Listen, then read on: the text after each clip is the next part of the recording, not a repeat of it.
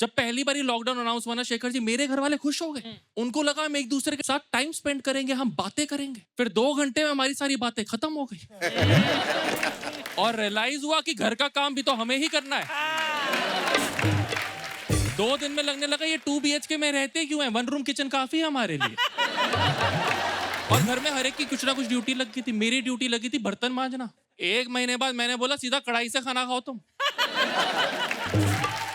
प्लेटें चाहिए नहीं मुझे घर में, ये मिडल मैन हटाओ बीच में से। मैं अपनी बीवी को पिछले 10 साल से जानता हूँ, but thanks to the lockdown मुझे उसकी असली आईब्रोज का पहली बार ही पता चला।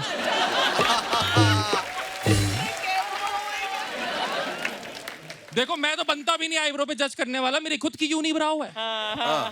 बट हमने सारी जिंदगी सारी आईब्रोज को सिर्फ ऐसे ही बढ़ते देखा है। मेरी बीवी की ऐसे के साथ ऐसे भी बढ़ रही है।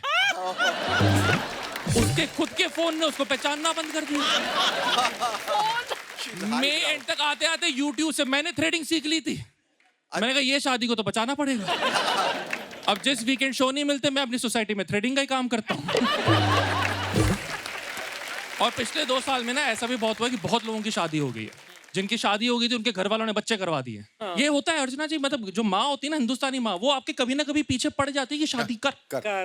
जैसी मैं 25 टापा, मैं जो भी बोलता था वो इस बात से लिंक कर देती थी तेरी शादी नहीं हुई ना इसलिए हो रहा था। जैसे मैंने एक दिन बोला कि आज कितनी गर्मी है, मम्मी ने बोला बेटा बीवी होती ना तो वो नींबू पानी बना देती, फिर गर्मी ना लगती तेरे को। So true. पापा पीछे बैठ के बोल रहे हैं मेरा नींबू पानी का झूठी। और घर वाले चाहते हैं कि आपकी शादी हो जाए, बट ये नहीं चाहते कि आपका अफेयर हो। इसलिए आज तक सारे लड़के अपने गर्लफ्रेंड का नंबर अपने फोन में कस्टमर केयर से सेव कर रहे हैं।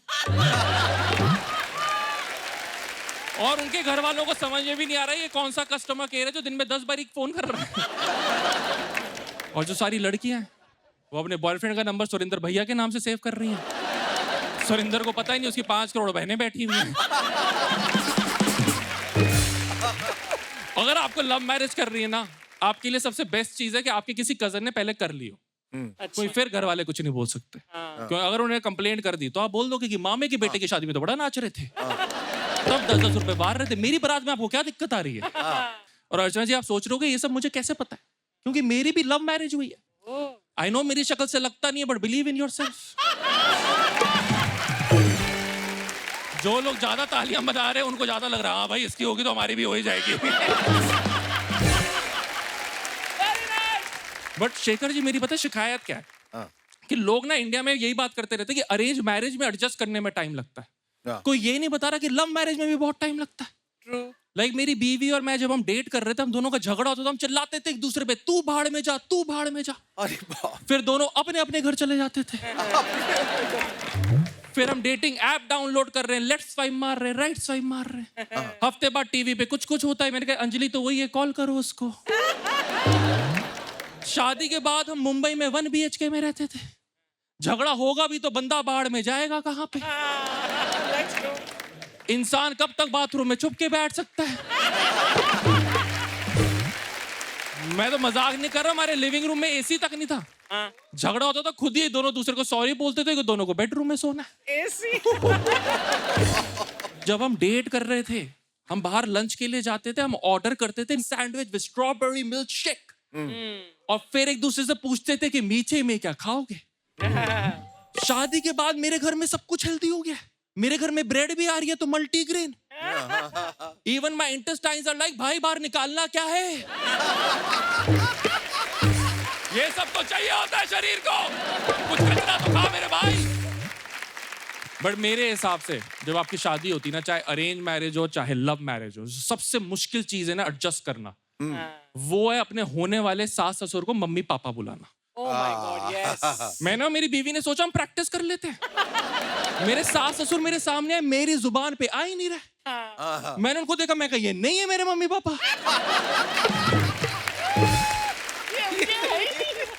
और मुझे गलत मत समझना, मेरे सास ससुर बहुत ही चिल लोग हैं, एकदम पार्टी वाले। मेरा आज तक उनसे एक बार झगड़ा नहीं हुआ है। बट मुझे लगता है यही प्रॉब्लम है। झगड़ा ना हुआ हो तो पेरेंट्स वाली फीलिंग ही नहीं आती।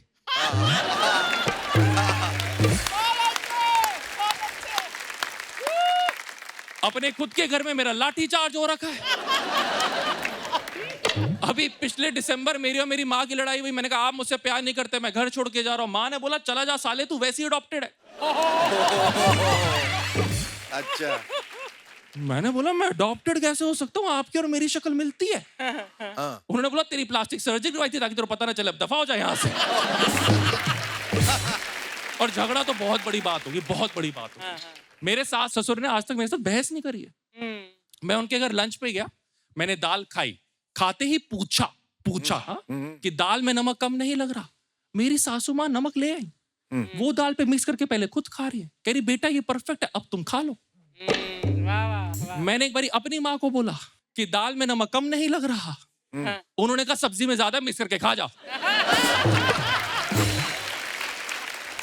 पर शेखर जी, अर्चना जी, 28 साल की उम्र में मेरी शादी हुई थी। अब पहले 28 साल तक मैंने सिर्फ एक ही माँ बाप बोले, अब 29 साल में तुम बोल दो 2 माँ बाप हो जाए।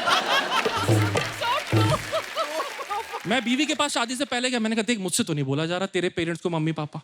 उसने बोला मैं तेरे पेरेंट्स को नहीं बोल पा रही। मैं कहा परफेक्ट। तो इसी बात पे हमारा एग्रीमेंट साइन होने लगा। बट साइन करते करते मुझे पता चला कि मेरे फादर इन लॉ के पास 4 और प्रॉपर्टीज है।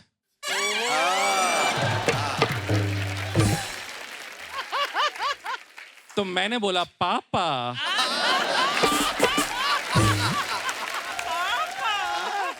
दाल में नमक कम नहीं लग रहा आपको? अब मैं उन्हें पापा मम्मी बुलाता हूँ तो मेरी बीवी को, मेरे पेरेंट्स को पापा मम्मी बुलाना पड़ता है। और मैंने ये नोटिस करा है, जो एक कपल जब होता है ना, वो दोनों पापा मम्मी कर रहे होते हैं, साथ में जो दोस्त होते हैं उनको समझ में नहीं आ रहा होता किसके पापा ने क्या कर रखा है। सही बात। दोस्त तो छोड़ो यार, कभी कभी पापा मम्मी कंफ्यूज हो जाते हैं। मैं एक बारी पापा से बात कर रहा था, ओरिजिनल वाले, तो ओरिजिनल। हाँ। तो मैंने उनको बोला हाँ कल मम्मी मार्केट गई थी, पापा मम्मी का झगड़ा हो गया। मम्मी रूम पे आए चिल्लाते हुए, मैं कब गई थी मार्केट में? मैं कहा आप नहीं गए थे, नई वाली मम्मी गई थी। नई वाली मम्मी। माँ ने बोला इसीलिए तू अडॉप्टेड है, दफा हो जाए यहाँ से।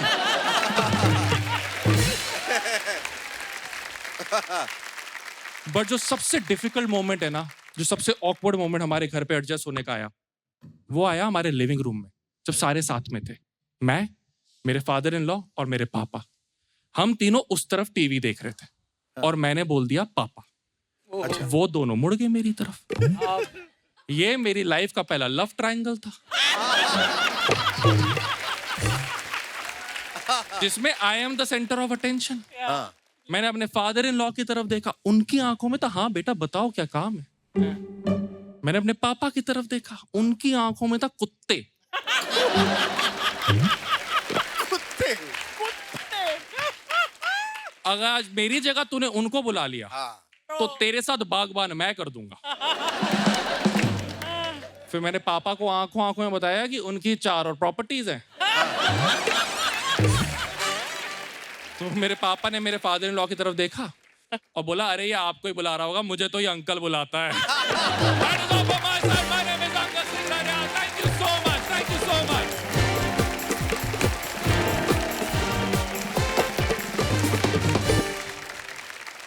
छा गए तुसी, छा Thank you, गए ma'am. Angad. Thank you, ma'am. इतनी सिंप्लिसिटी के साथ लेकिन इतनी ब्रिलियंस के साथ तुमने अपना स्टैंड अप किया है। So Thank you hats so off. much. Very, very good. Thank you. Angad, I think what caught my attention is your complete ease on stage, as though you were performing with your 2 fathers in your drawing room. Mind blowing था यार। और बहुत अच्छा। वो एक घूम के टहल के वाली जो बात, which you made the act look conversational, is your unique selling point. And this was a very, very deserving standing ovation, just like him. So we'll all clap for you once again. Thank you, sir. Thank you so much. अब एक बात बताओ मुझे आप कि ये सारे पंजाबी हाँ जी, हैप्पी गो लकी क्यों होते हैं? मैं सच्ची बात बताऊं, ये हैप्पी को लक्की तभी तक होते हैं जब तक ये पापा नहीं बन जाते। अच्छा। हाँ। फिर हैप्पी को लक्की बंद हो जाता है। हाँ। मेरे पापा हैं, वो बहुत गुस्से वाले हैं। आंखों में देख के बोलते थे मारूंगा 10, गिनूंगा 1। मैं एकदम घबरा जाता था कि ऐसा क्यों कर रहे हो। फिर धीरे धीरे अंदर का कॉमेडियन बना। एक दिन उन्होंने बोला मारूंगा 10, गिनूंगा 1। मैंने क्यों गिनती नहीं आती क्या? फिर लगाई 10। उस दिन पड़ी 50, गिने 5। अंगद ये बताइए कि पंजाबी मतलब पंगड़ा, पंजाबी मतलब लस्सी, दारू, छोले भटूरे, राजमा, ये इससे आप लोग इरिटेटेड हो जाते हैं थोड़ा सा? नहीं, मैं इरिटेट इतना नहीं होता हूँ क्योंकि छोले भटूरे और लस्सी तो मुझे पसंद है। हाय हाय। बट कुछ ना पॉजिटिव स्टीरियोटाइप भी बड़े हैं हमारे साथ जुड़े हुए। हाँ। जिस तरह की हम एकदम ब्रेव हैं, हम किसी से डरते नहीं, निडर हैं। मैं वैसा बिल्कुल नहीं हूँ। कैसे हो फिर, कैसे हो? मैं बहुत बड़ा डरपोक हूँ अर्चना दी। वाह वाह। मैंने हॉरर मूवी देख ली तो मैं अकेले सो नहीं पाता। मैं आपको किस्सा सुनाता हूँ। मुंबई एक दोस्त के घर जा रहा था, उसकी सड़क एकदम सुनसान, हाँ। ना लाइट ना कुछ। तो मैं घबरा गया, मैं नहीं जा सकता इस गली में। तो मैंने वही करा जो एक समझदार इंसान करेगा। क्या? मैंने वेट करा कि पहले कोई आए, मैं साथ साथ चला जाऊंगा, है ना? तो एक लड़की आई, मैं उसके साथ साथ चल पड़ा। मैंने इतनी दूरी रखी कि उसको कुछ ना लगे, हाँ। बट मैं इतना पास था कि भूत आ गया तो मैं उसकी बलि दौड़ा के भाग जाऊं। बट फिर शेखर जी मुझे ध्यान हुआ कि हो सकता है यही भूत हो। हाँ, करेक्ट। इसने देखा मैं ऐसी गली में घुस नहीं रहा हूँ, हाँ। तो ये इंसान का रूप लेकर आ गई। पहले तो उसने व्हाइट ड्रेस पहन रखी है, जो आपको पता है सारे भूतों की यूनिफॉर्म है। उसके घने लंबे बाल थे, जो तो हम पंजाबियों को तो बड़े ही पसंद है। वो लड़की है जो हम नॉर्थ इंडियंस को बड़ी पसंद है। मुझे तो यकीन होने लग गया ये भूत ही है। मैं पत्थर ढूंढने लगा, वो मुड़ गई। मैंने कहा गए भाई, हो गया काम। कहने लगी सर मुझे पता है यहाँ मुझे डर लग रहा था, थैंक यू, आप मेरे साथ है, मेरी रक्षा करी आपने। मैंने कहा मैडम जी प्लीज, ये तो हम पंजाबियों का फर्ज होता है।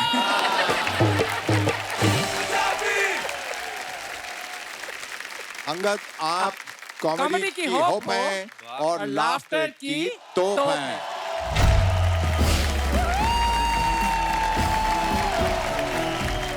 Congratulations! Thank you so Well much. done, very well done.